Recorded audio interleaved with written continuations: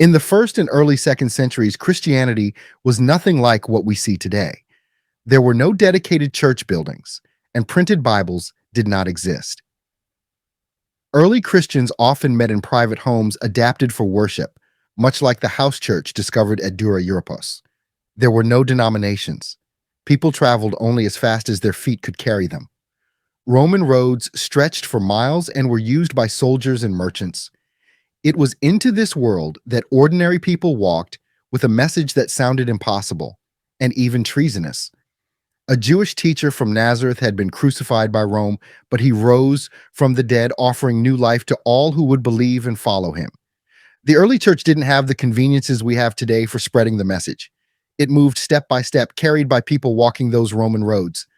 Wandering preachers carried the message. Apostles, prophets, and teachers left behind home and comfort to share the gospel of Jesus Christ. Some, like Paul, became famous for traveling across the empire. Others were everyday believers who turned exile into a mission after being scattered by persecution.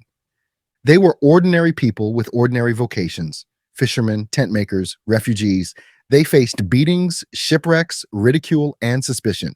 They traveled light, usually only taking the necessities like sandals, a cloak, bread, and water. But how did this actually work? How did early Christians know who was preaching the truth and who was a fraud? And how did this scattered, moving group become the organized church we know today? Welcome to Church History Hub. We're glad you're here. Today, let's take a journey together. We'll look at scripture and early Christian writings to see how the faith spread on the move. Together, we'll uncover some of the story of these early church wandering preachers. The idea of the wandering preacher didn't start in the 1st century. It goes back farther, deep into Israel's story. The Old Testament is full of prophets who lived on the move. Let's go back to the 9th century BC. Elijah wasn't a priest in the temple. He didn't have a pulpit. He slept in caves and even relied on a widow's hospitality in Zarephath. When his ministry ended, he passed the mantle to Elisha. Elisha followed in the footsteps of Elijah, always on the move, traveling through cities, confronting kings, and calling Israel back to God. This was the prophetic tradition. Jeremiah lamented in exile. Amos was called from shepherding to prophesy in the north. The Didache records that in the early church, there were many wandering preachers who traveled from place to place, though it also warns that some of these individuals were frauds. With the rise of Roman rule in the 1st century, the longing for God to intervene only grew stronger. Josephus the historian tells us about men like Theudas and the Egyptian prophet who led people into the wilderness in search of a miracle. Wandering philosophers and prophets were common throughout the Mediterranean. Greco-Roman teachers shared their wisdom in public, while Jewish prophets pointed to God's promises and hope for redemption.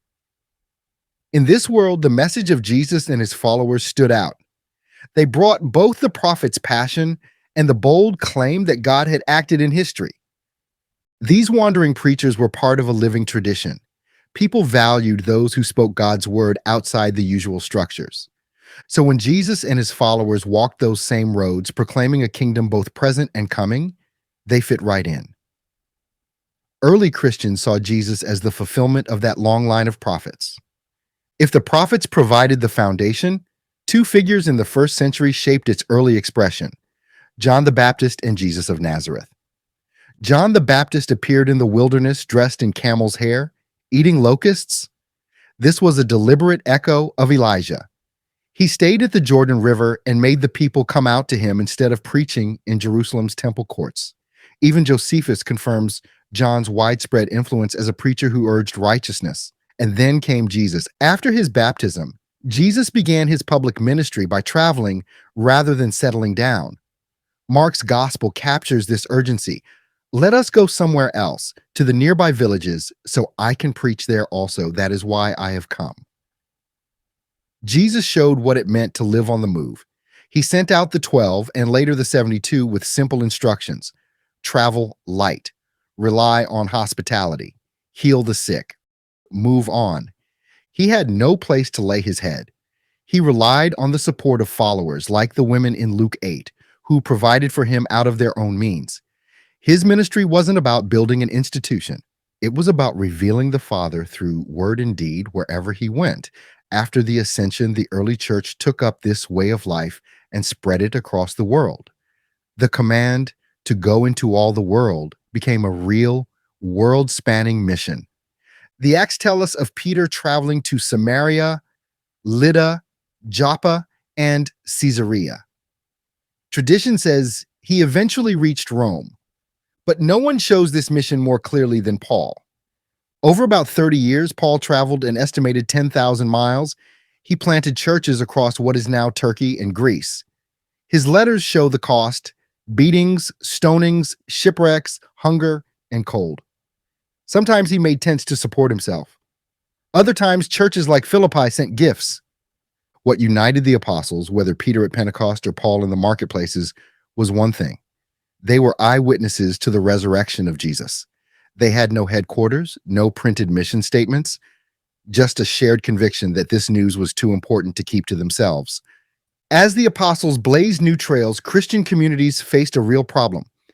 How could they tell if a traveling minister was genuine? The roads brought true messengers, but also opportunists and fakes. In one memorable instance, a small community in Asia Minor was beguiled by an eloquent preacher who promised divine healing and spiritual insight for a price. Enthralled by his charisma, they opened their homes and resources to him, only to find his miracles were staged and his teachings heretical. This deception shook the community to its core, prompting leaders to urgently seek guidance, which led to the instructions in the Didache that laid out crucial safeguards against such cunning imposters. One of the earliest Christian documents, the Didache, yes, the same document we've mentioned 3 times before, offers a window into how the church handled this. It set a simple rule: welcome, but verify. The Didache instructs believers to welcome traveling apostles as the Lord. However, it established strict boundaries to prevent exploitation. The time limit: a true apostle could stay 1 day or 2 if necessary. If he stayed 3 days, he was considered a false prophet. The money test: on departure, he could take only bread for the journey. If he asked for money, he was a false prophet. The character check: if a prophet spoke in the Spirit and ordered a meal, but then ate it himself, he was false. The text is blunt: every prophet who teaches the truth, if he does not do what he teaches, is a false prophet. Communities supported true workers with first fruits, giving them wine, grain, and oil. But the real test was the fruit of their life. This was an ancient safeguard. It honored the gift of prophecy, but protected the church from those who sought personal gain. Behind all the inspiring stories of missionary journeys was a hard truth: support was never guaranteed. Imagine a traveler setting out at dawn, guided only by faith and a few shared meals. Would they find a warm welcome at night, or would hunger and tiredness be their only companions? The Didache encouraged travelers to work if they had a trade, like Paul's tent making, instead of being idle.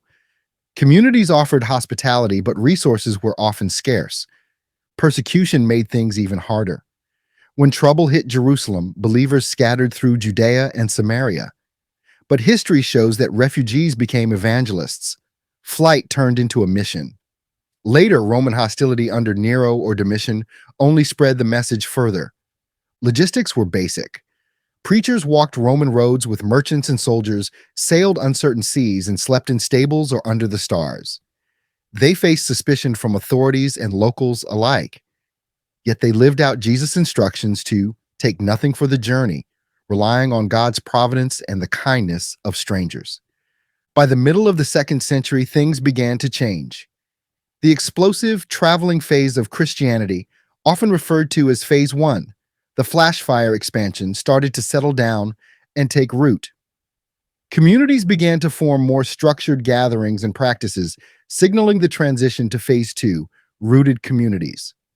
We see this transition in the writings of Ignatius of Antioch around AD 110. As he traveled to Rome for martyrdom, he wrote letters urging believers to listen to their local bishop and elders. Ignatius didn't reject the traveling ministry, but he stressed that authority now rested with the local overseer to maintain unity and guard against heresy. The prophet slowly gave way to the pastor. The traveling evangelist was replaced by the resident bishop. This was a natural change. As churches grew, they needed steady care. Even the Didache hints at this, saying that if no prophet is present, offerings should go to the local poor. But the wandering spirit didn't disappear. It moved to the frontiers. Missionaries like Pantaenus went to India in the late 2nd century.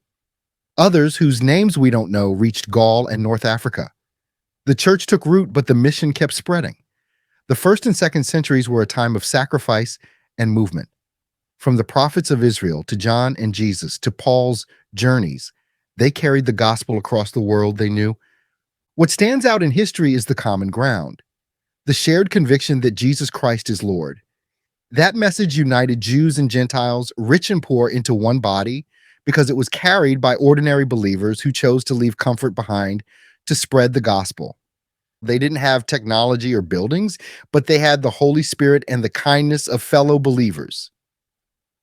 That gives us something to think about in our world of convenience, settled churches, and digital connections. If you want to learn more about what we covered today, check out the description for links to the resources we used, both paid and free. Like, subscribe, and hit the bell to show your support and know when the next video drops. Your support helps us share the story of our faith with more people. For less than the cost of a cup of coffee, you can get access to our exclusive short series, This Month in Church History, and become a fellowship member of Church History Hub. You can find the link to join in the video description or on our profile. Until next time, keep studying, keep praying, and keep seeing God's holy sovereignty throughout history. Grace and peace to you in Jesus Christ our Lord.